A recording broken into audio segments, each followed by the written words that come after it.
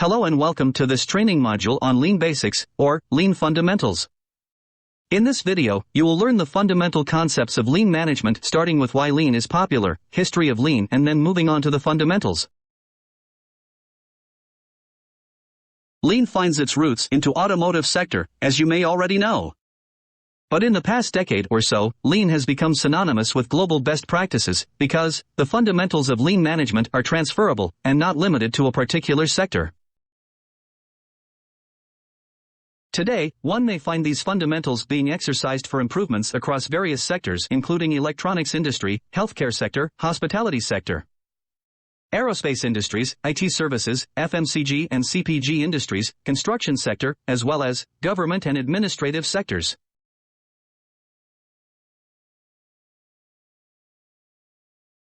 To understand how the industry has evolved, it is important to understand the factors that led to this evolution. These factors are PQCD. That is nothing but product variety, quality, cost, and delivery time. Over the years, these factors have been the guiding parameters that directed the evolution of different styles of manufacturing. During 19th century, the British were prominent in leading the global trends. In late 1800s, the cars were crafted for the elite class of people in Britain. Hence the name, craft manufacturing. The factors PQCD associated with this style had a particular combination. The product variety, with craft manufacturing, was limited by the structure, frame and performance, but because of the customization demanded by the elite, the variety can still be considered to have persisted in these times. The quality had to be up to the high standards, considering the target market for these vehicles.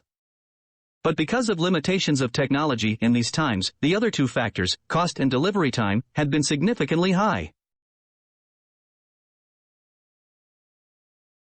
In the early 1900s, Henry Ford introduced the world with an assembly line to manufacture the very famous car, Model T.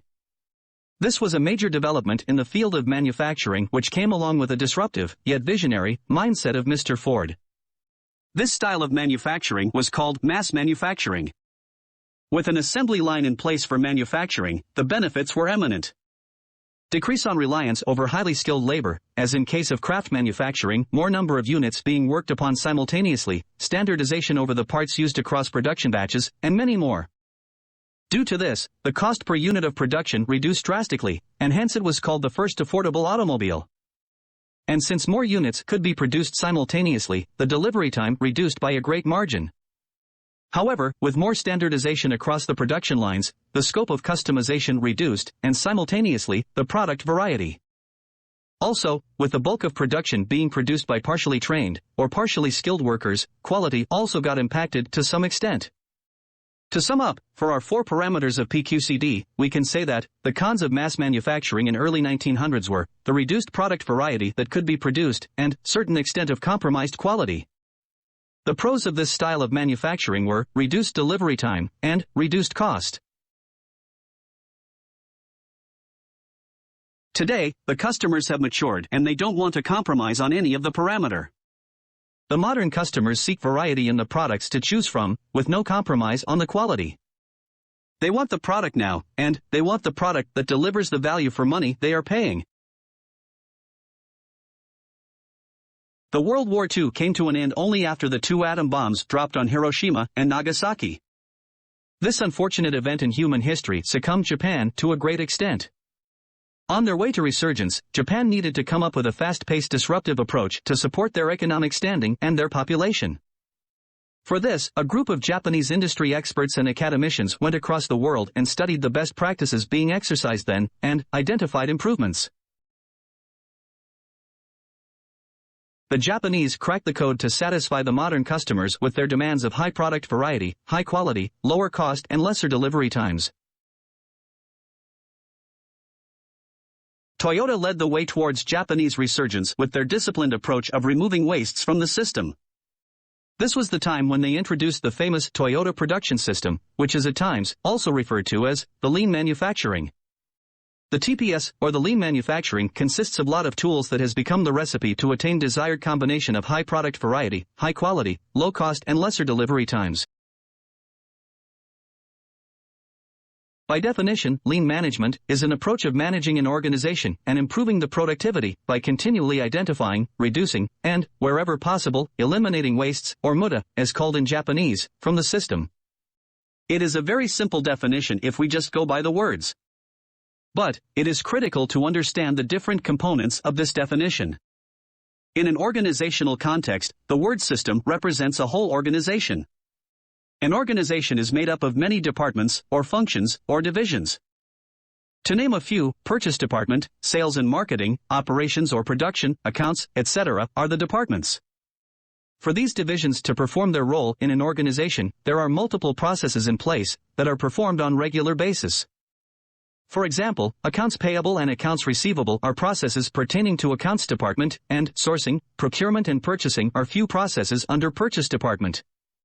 But at very basic transactional levels of these processes are various activities, which are being performed in a sequential manner from start until the end of the process.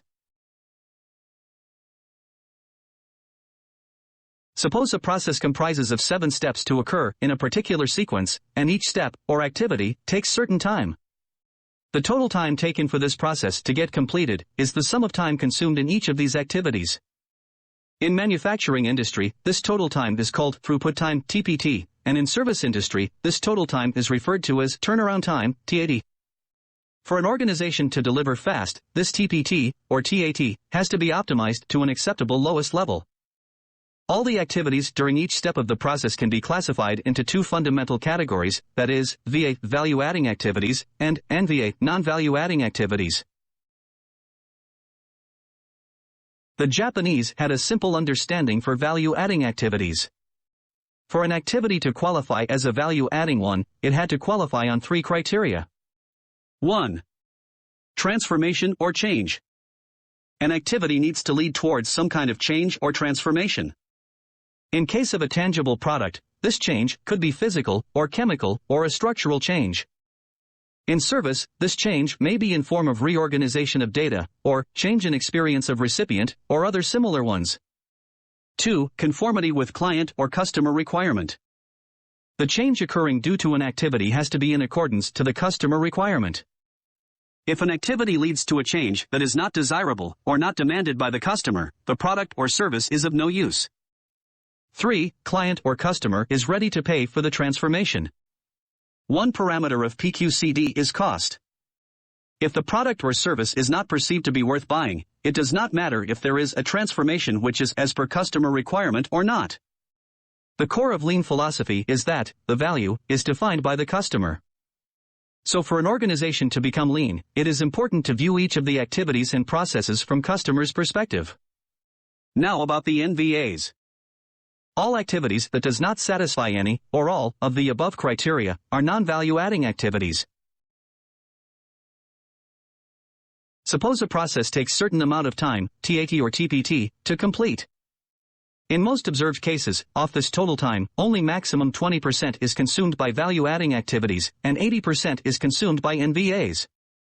To reduce this TPT, traditional non-lean approach is to reduce the time consumed for VA, or few of the VAs altogether.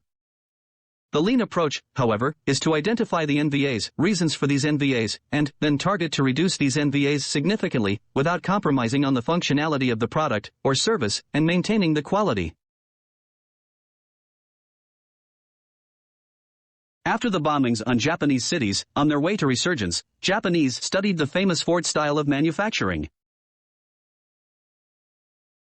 In this mass manufacturing technique, the defects were considered the only waste in the system. The smart Japanese not only studied the line manufacturing system, but also observed certain kind of additional wastes in the system. To be precise, 6 more wastes in addition to the wasted defects.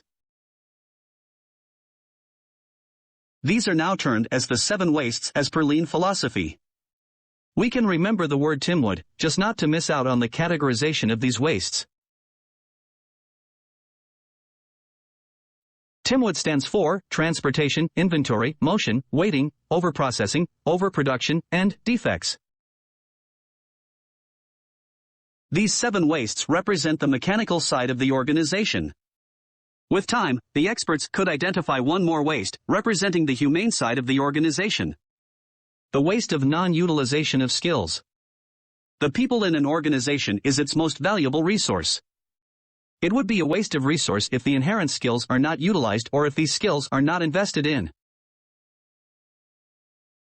In total, there are now 8 wastes in the system that we try to identify, reduce, and if possible, eliminate from the system. Defects, overproduction, non-utilized potential, or skills, waiting, transportation, inventory, motion, and overprocessing, or extra processing. Simple way to remember, downtime.